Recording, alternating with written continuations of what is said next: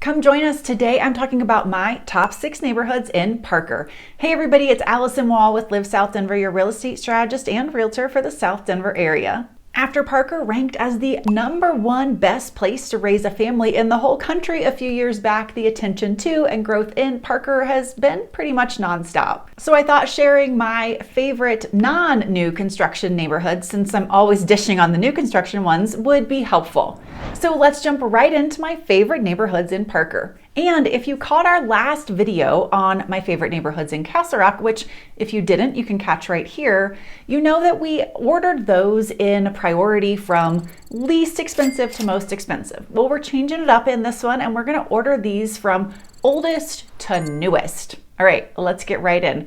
Our very first one is the Pinery neighborhood in the south part of Parker. The median age for the homes we're looking at is 1982. Now, just as I did in the Castle Rock video, the homes we're looking at are homes that are at least 2,800 square feet. We're looking at 4 beds, 3 baths, and we always want to be looking at homes that are at least built from 2018 or earlier, since we don't want to have those new construction homes for the subset we're looking at. Now, homes in the Pinery started in the 70s, so we definitely won't have a lot of new homes in here. The Pinery gets its name and its popularity from the grand stands of pines in the neighborhood.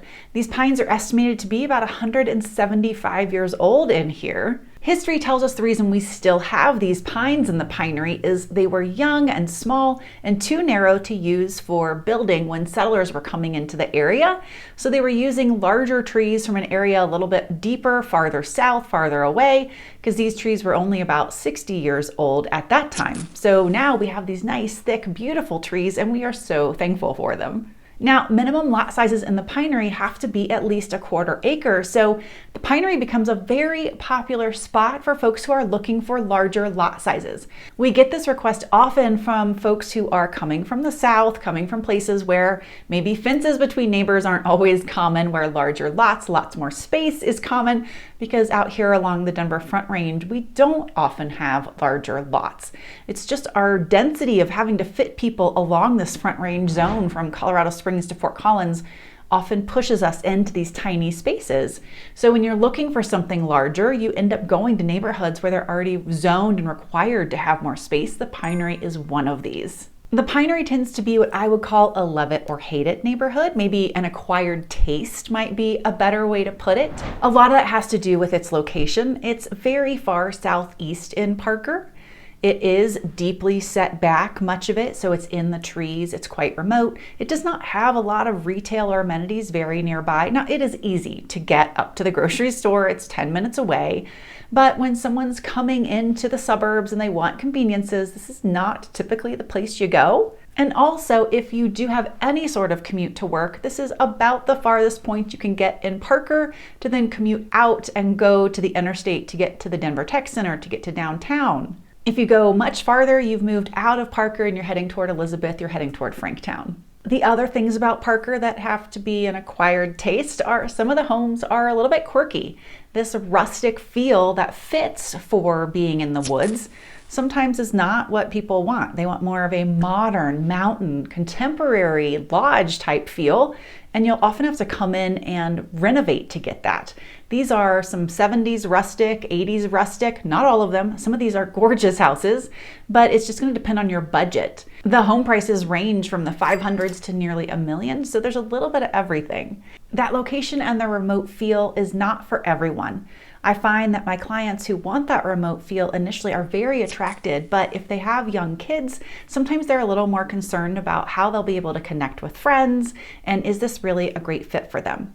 Now, while this is a very quiet area, it is not anti-kid. There are schools inside the Pinery, there are parks, and there are great trails. Without a doubt, what draws people to the Pinery is the abundance of space, loads of wildlife. There are deer everywhere, no matter what time of day. Yes, you can find bear in here too. That's why we keep the trash cans put away right up until trash time. The pocket of trees, because there aren't that many places you can find an abundance of trees. It seems like you would. I know people think of Colorado and they put pine trees and spruce trees right in their mind, but they're not everywhere here on the Front Range. So the trees are a big piece of it. And then of course the peace and quiet. Now, what's really great about the Pinery is it gives you a 2-for-1. On the south side of the Pinery is Timbers for the Pinery. So the Pinery, or Pinery proper as it's often called, is somewhat more of your entry-level area. You'll have homes and prices that range from around the 500s up to about $1 million. Well, Timbers at the Pinery is your full-on luxury collection. This is where your semi-custom and custom homes exist. Toll Brothers also just did a set of fairly new homes in here, and there are some lots being built on toward the back of the community that have semi-custom and full custom options still. The homes in here are quite large. We're talking 5,400 total square feet on average. And because these homes are so large, you are often getting a larger lot than you do in the Pinery proper.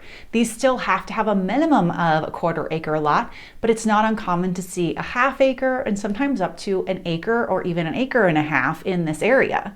Now, the Timbers properties are newer. They don't kind of follow our rule of going oldest to newest. The median age here is 2004.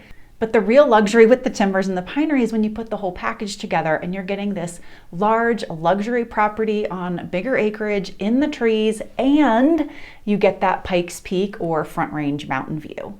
And that is entirely doable here. The rolling terrain in the Pinery is such that you get ups and downs and ups and downs. So you either get this really deep enclave where you're tucked in among the pines, or you get something higher up where you absolutely have an opportunity to catch a mountain view out to the west. The cons I mentioned when talking about the Pinery proper, which is location and that feeling of being secluded and tucked away, doesn't really play as much when we're talking about the Timbers, because with most exclusive luxury properties, they really do feel secluded and tucked away.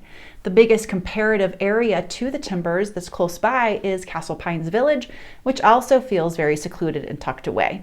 So we don't really have the same kind of con or same thing to talk about just because of the nature of luxury properties. Neighborhood number 2, we're jumping right out of the 80s and into the 90s with Stonegate. With a median age of 1995, we have jumped an entire decade and more central into Parker. And that is a huge part of the attraction to Stonegate is its central location. Stonegate offers a really nice variety of home types, sizes, styles, some greenbelt open space. You take that with its central location along with amenities. It has a couple sets of pools, a couple sets of clubhouses, parks, it has dirt volleyball, tennis courts, some schools tucked in between, and it's very close to some retail grocery store amenities, access to I-25 and 470, and all of that combined makes Stonegate an incredibly popular neighborhood inside Parker. The fact that it is also mature with this 1990 median age, you get mature trees. And so we're not coming into some barren new construction area. Now, while new construction has a huge hold and attraction to a lot of people, the downside always is you've got these baby stick trees, right? People would love to have new build and mature trees. That's the dream. Well, Stonegate gives you all the conveniences, all the amenities, an established school, and these beautiful thick spruce and pines and mature maples. It's really a lovely area. I do have a dedicated video to Stonegate. You can check that one out right here. Now, Stonegate and the next 2 neighborhoods we'll talk about have homes that are the same average size, 3,700 square feet. But what you're going to see that even though the next 2 neighborhoods are newer, right? They come later in the list. Stonegate comes in at a higher average price. And I attribute that fully to location and convenience. Stonegate beats them out. It's more centrally located. Now, the main con I see for Stonegate is noise. It has noise from both Centennial Airport with planes flying overhead that is not consistent across the whole neighborhood. It's one of those things you need to feel out based on which home, what part of the neighborhood you're in, and road noise. There are roads that flank the neighborhood, roads that bisect the neighborhood, because Stonegate kind of has 2 parts to it. It has a south part and a north part. So that is always something to take in and consider when you're looking at where you might be inside the neighborhood. Neighborhood number 3, this has been a perennial favorite of mine, is Hidden River. Part of what I love about Hidden River is there are no major roads around it. There are no power lines cutting through it. It's this little hidden enclave, little hidden gem where there's nothing but open space, large yards, houses. You have nothing to contend with. Now, it's not the newest of neighborhoods, It has a median age of 1997. However, my favorite houses actually lean a little older. There's a Hidden River 1 and a Hidden River 2. The Hidden River 1, which is a little older, I prefer. It's got the bigger trees, it has a little more character. Yes, you might find some tri-level houses in there, but it is still my favorite section of Hidden River by far. And I know when you look at the map and you see it on the map and you don't see these large swaths of open space or green belts, it would be hard to believe you even have a lot of open space in here, but there are trails that cut between the homes. The lots tend to average almost a quarter acre, usually about 0.2, maybe a little larger. But here's the thing, there are wildlife sightings in these backyards on a regular basis. The deer love to come in. You'll see squirrels. You might see raccoons if you want them. They're probably there at night, even if you don't want to see them. The birds are coming into these rich, mature trees and foliage.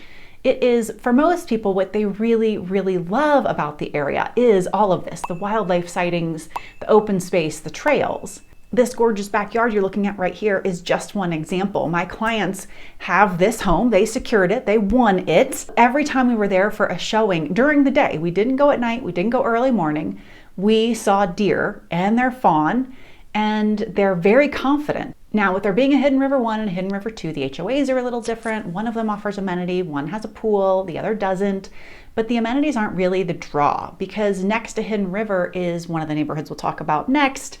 They have buku amenities. They have all the amenities you'd want, totally different neighborhood, a little bit newer. So that's not why people choose Hidden River. They choose it for a totally different reason, and they choose it for its lower price point as well. The summary of pros for Hidden River is all about space, it's about mature trees, it's lot size, it's small neighborhood, unique houses. And the cons would be that you're definitely getting an opportunity to get some more quirky houses. You might find tri-levels like I mentioned, and I definitely have seen homes that did not have AC installed.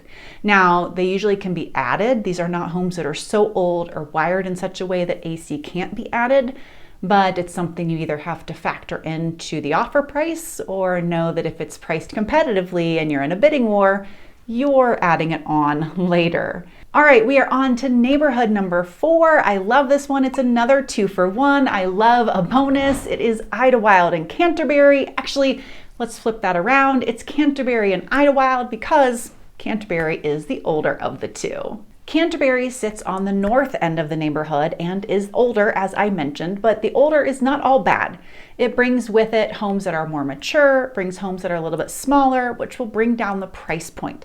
You'll typically find homes that are a little bit cheaper in Canterberry, though not all of them, because Canterberry also brings with it the golf course, which means you're going to get gorgeous homes that back to the golf course, so you'll find homes at a higher end in here as well. You get a nice broad spectrum in Canterberry. The maturity piece means that the taller trees, the thicker trees, the more mature trees are most certainly going to be in the Canterberry side. And then we move down to Idyllwilde, which is on the south end, which brings us the newer homes.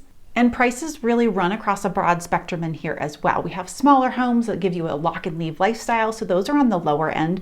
And then we have higher end as well. Toll Brothers built quite a few homes in Idyllwilde, so we have higher end there. So across the whole neighborhood, Canterberry, Idyllwilde, as it blends together, and you really can barely tell where the two cross over unless you really know what you're looking for, we have modest 500,000 and all the way up to the mid 1 millions. Now, each community has its own HOA, each community has its own pools, each community has its own rules. However, in most ways, the two blend together and really live like you're in one big neighborhood. The elementary, the middle, the high schools are all inside the neighborhood, and some of the schools are in Idyllwilde, some of the schools are in Canterberry. And as the kids go to school together and make friends, that means one kid who lives in Canterberry is going to be friends with a kid in Idyllwilde and ask them to go to the pool together, and you're going to cross over and be guests at each one. The Canterberry area has the tennis courts, and the Idyllwilde area has the coffee shop, and the trails blend together, and you don't know when you've crossed from one neighborhood to the other. The mountain views in here are absolutely fantastic. Definitely not every home has them, but when you're driving through the community, when you're out walking, when you're using the trails, they are really breathtaking. If you're a golfer, it's lovely to have a golf course in the community. If you're not, living on or near one is very nice. Lots of extra open space through the community because of it. The golf course is not fully private. That means you can pop in, you can use it as a guest. The fees are pretty modest. The cons to Idyllwilde and Canterberry, what always comes up is location. I find this surprising, and I think it's just because I live in Parker, but it sits quite to the east of Parker. It's east of Parker Road. And so for people who have any kind of commute, unless it's only commuting to the airport to travel for business, don't really love being east of Parker Road. It just adds on that much more time to get over to I-25, to get to the tech center, to get to downtown. And so when people are looking at their kind of circle of where they're willing to live, it often tends to be, if they're including Parker, being west of Parker Road, looking in Lone Tree.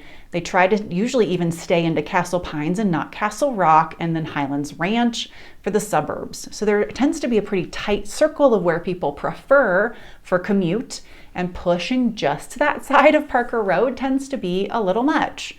This is such a fantastic neighborhood. Amenities, views, homes, home selection, convenience into Parker. However, when commute is a factor, it just seems to be enough that it causes a little friction. And the other is power lines. They're in the upper third of the neighborhood in Canterberry along the golf course.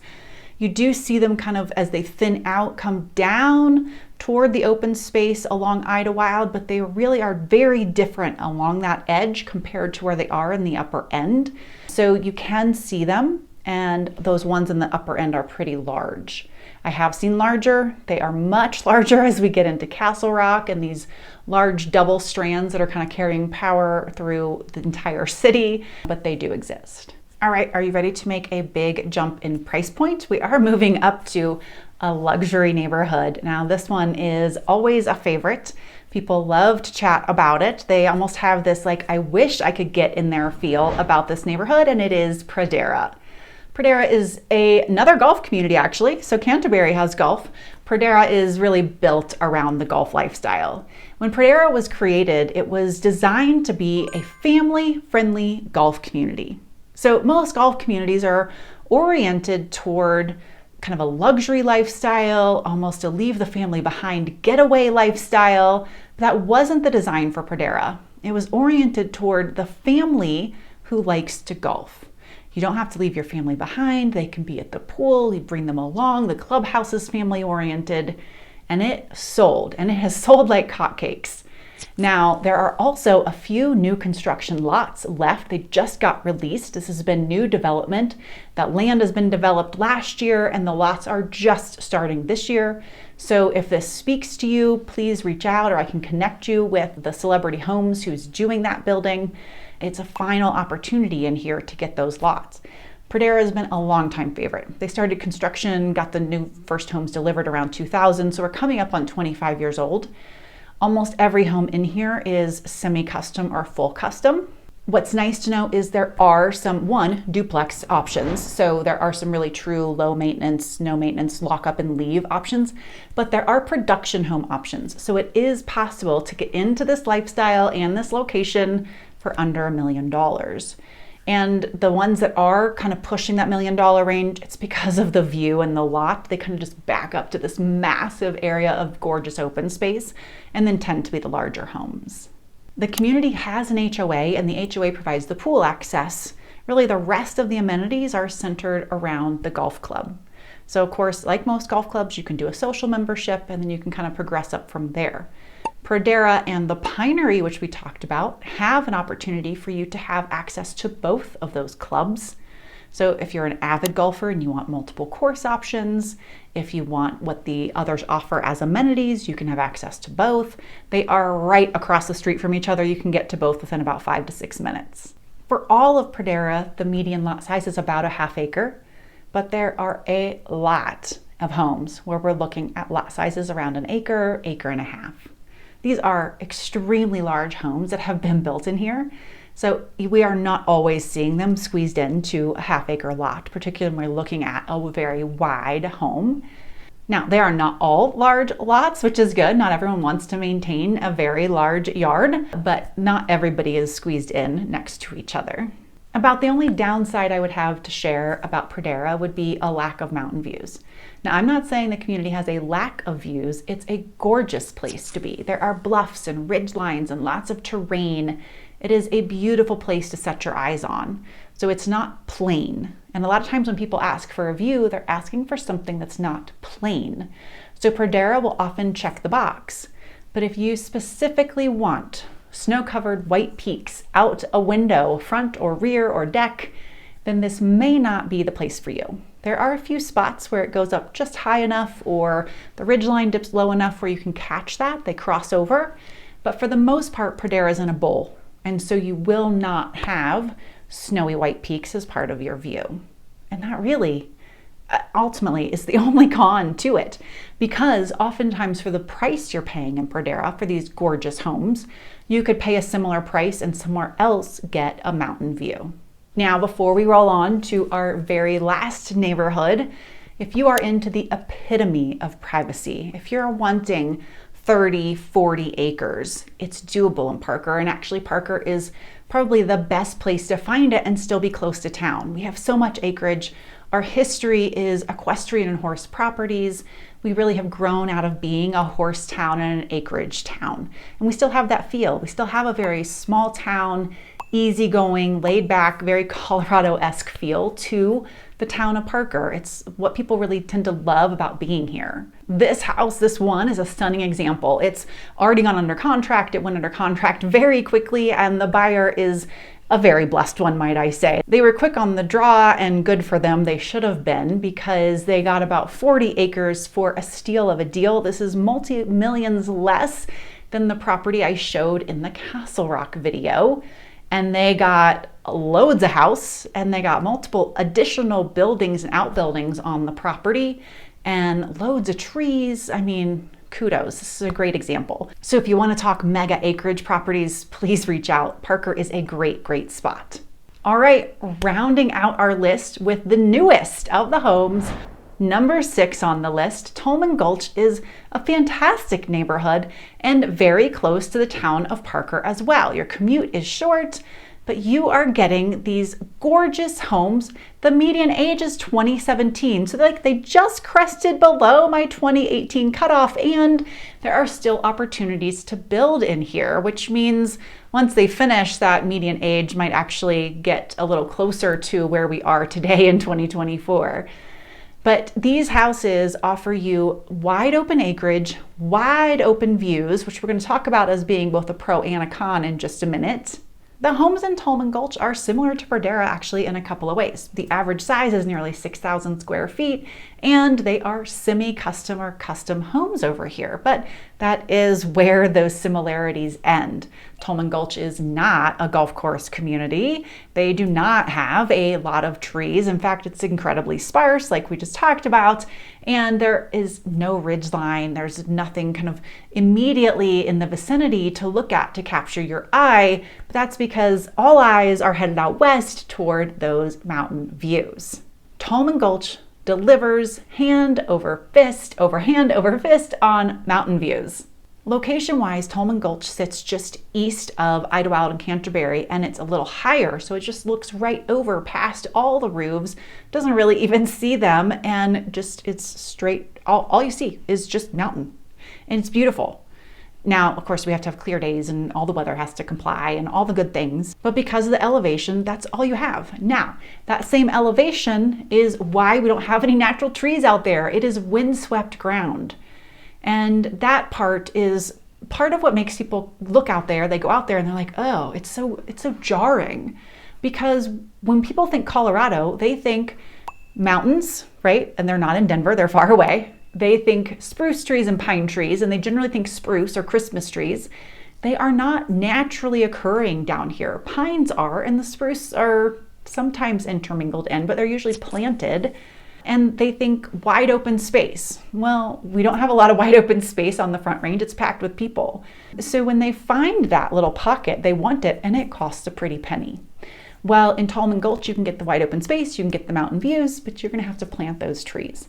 And to plant mature ones is gonna cost you a pretty penny, because you're gonna need to go to a special nursery, buy already mature trees, and get one of those huge trucks that can dig out the root ball to put in the mature tree for you. But you'll have those mountain views in a very modern, gorgeous, semi-custom home, and you're really close to town. You're like 6 minutes away from retail. The other plus is you still have options for new construction. Cardell in their Vivint neighborhood is still building, so you can choose a lot, you can choose a home, you can choose some finishes. On the whole, Tolman Gulch is all pros, right? You're gonna get a newer home, you're gonna get mountain views, you're close to town. The cons are really, how do you feel about that terrain and the fact that it's really, really sparse? And does that work with you? Because a lot of people want to have both. They want views and trees. They want views and a sense of privacy. And you have to really put the work and the effort in to create that part of it out here. This Parker playlist might be helpful, and if you'd like to connect about what your top neighborhood might be, whether in Parker, Castle Rock, or anywhere else around South Denver, please reach out. You know I'd love to connect. And I will see y'all next week.